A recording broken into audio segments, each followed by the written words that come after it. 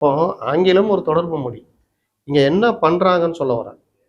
இந்தி இல்ல, இருமொழி கொள்கை தான், ஆங்கிலம் தான் பிரதானம்ன்ட்டு ஆங்கிலமே பிரதானம்னு ஆக்கிட்டாங்க தமிழ்நாட்டுல.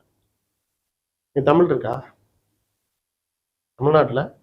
நீ வெளியில போய் இன்னைக்கு காலேஜ் முடிச்சுட்டு வர பசங்களை தமிழ்ல ஒரு 10 வார்த்தை எழுதுனா எழுத தெரியுமா?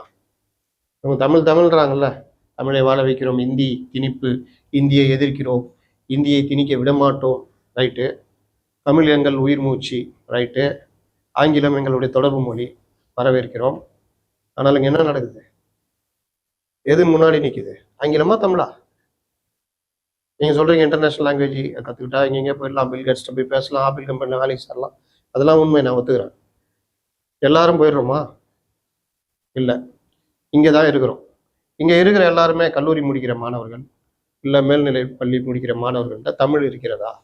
தமிழும் இருக்கணும், ஆங்கிலமும் தொடர் மொழியாக இருக்கணும். கரெக்டா? தமிழ் இல்லாததுக்கு காரணம் யாரு சார்? இந்த கவர்மெண்ட்டு தமிழுக்கு முன்னுரிமை கொடுக்காம ஆங்கிலம் தான் பெருசு. இப்போ சொல்கிறாங்கல்ல, இந்தி திணிப்பு எதிர்க்கிறோம்னு சொல்லிட்டு வேற்று மொழியாக ஆங்கிலத்தை ஏற்றுக்கிறோன்றதுல ஆங்கிலமே முக்கியன்ற மாதிரி கொண்டு போயிட்டாங்களா?